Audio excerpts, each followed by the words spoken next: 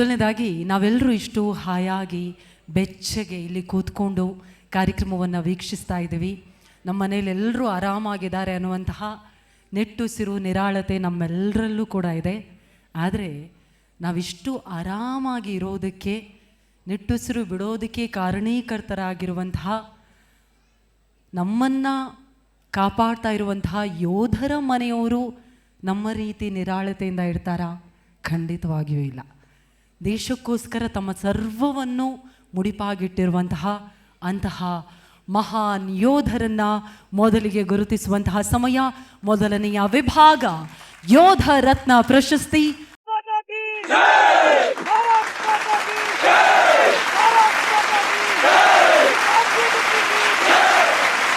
ಈ ಪ್ರಶಸ್ತಿಯನ್ನು ನೀಡೋದಕ್ಕೆ ಬೇಳೂರು ಗೋಪಾಲಕೃಷ್ಣ ಅವರು ದಯವಿಟ್ಟು ವೇದಿಕೆಗೆ ಬರಬೇಕು ಅಂತ ವಿನಂತಿಸ್ತಾ ಇದ್ದೀವಿ.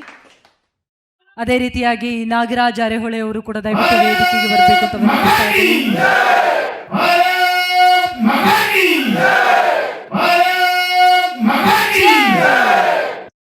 ಕರ್ನಾಟಕ ನ್ಯೂಸ್ ಬೀಟ್ ಯೋಧ ರತ್ನ ಪ್ರಶಸ್ತಿಗೆ ಭಾಜನರಾಗ್ತಾ ಇದ್ದಾರೆ ಮಹಾನ್ ಯೋಧ BK ಕುಮಾರಸ್ವಾಮಿ ಅವರು.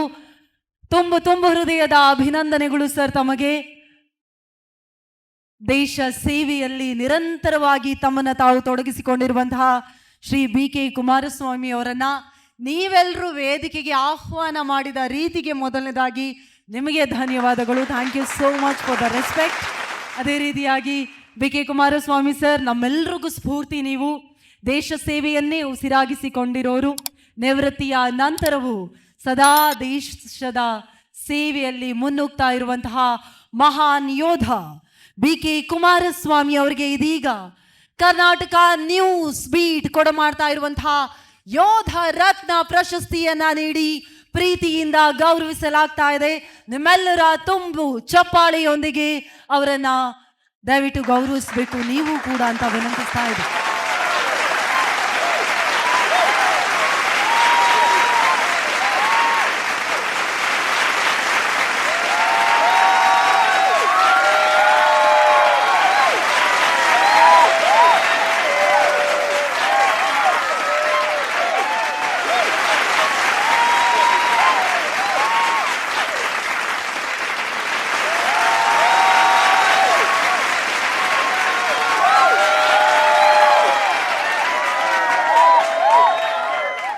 ಅದೇ ಈಗ ನಮ್ಮ ಯೋಧರ ಮಾತುಗಳನ್ನು ಕೇಳೋದಕ್ಕೂ ಮುನ್ನ ಬೇರೆ ಕಾರ್ಯಕ್ರಮ ಇರುವಂತಹ ನಿಮಿತ್ತ ಸಾಗರ ವಿಧಾನಸಭಾ ಕ್ಷೇತ್ರದ ಮಾನ್ಯ ಶಾಸಕರು ಬೇಳೂರು ಗೋಪಾಲಕೃಷ್ಣ ಅವರನ್ನ ಬೀಳ್ಕೊಡ್ಬೇಕು ನಾವೆಲ್ಲರೂ ಅಂತ ವಿನಂತಿಸ್ತಾ ಇದ್ದೀವಿ.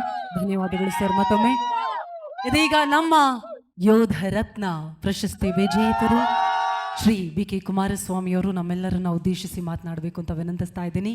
ಮೊಟ್ಟ ಮೊದಲನೇದಾಗಿ ನಮ್ಮೆಲ್ಲರ ಪರವಾಗಿ ಅಭಿನಂದನೆಗಳು ಸರ್ ತಮಗೆ. ಭಾರತ್ ಮಾತಾ ಕಿ ಜೋರಾಗಿ ಹೇಳ್ಬೇಕು. ಭಾರತ್ ಮಾತಾ ಕಿ,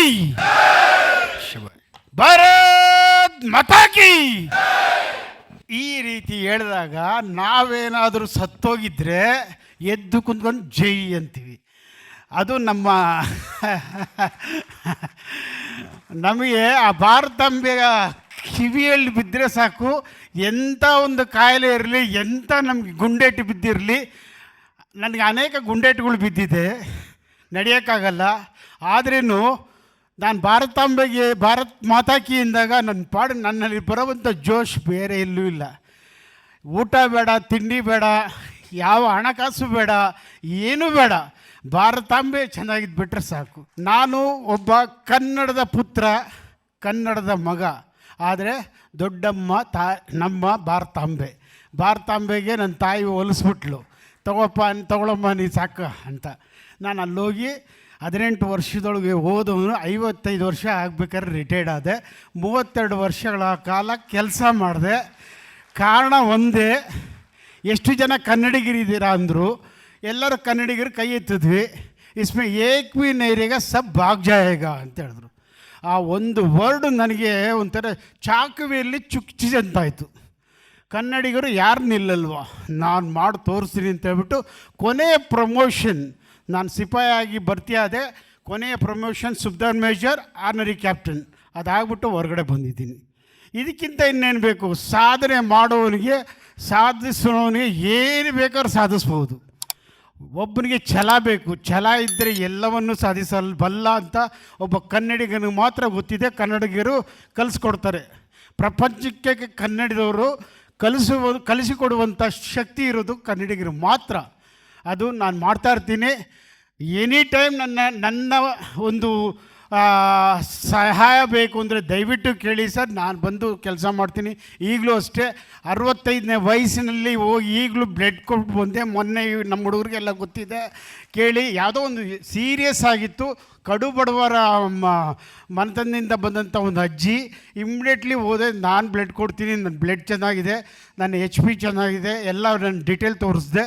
ಇಮ್ಮಿಡಿಯೇಟ್ಲಿ ಬ್ಲಡ್ ತೆಗೆದ್ರು, ಬ್ಲಡ್ ಕೊಟ್ಟು ಆ ಅಮ್ಮ ಬದುಕಿದ್ಲು.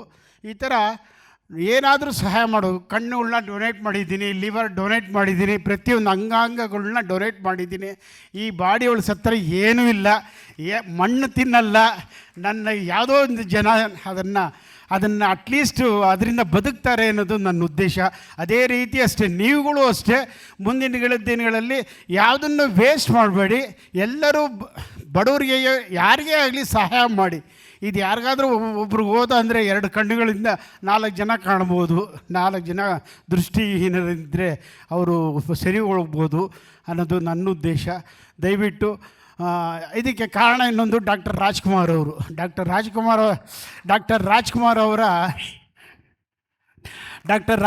ಅವರ ಸಿಪಾಯಿ ರಾಮು ಪಿಕ್ಚರ್ ನೋಡಿದಾಗ ನನಗೆ ಇಂಪ್ಯಾಕ್ಟ್ ಆಗಿದ್ದು.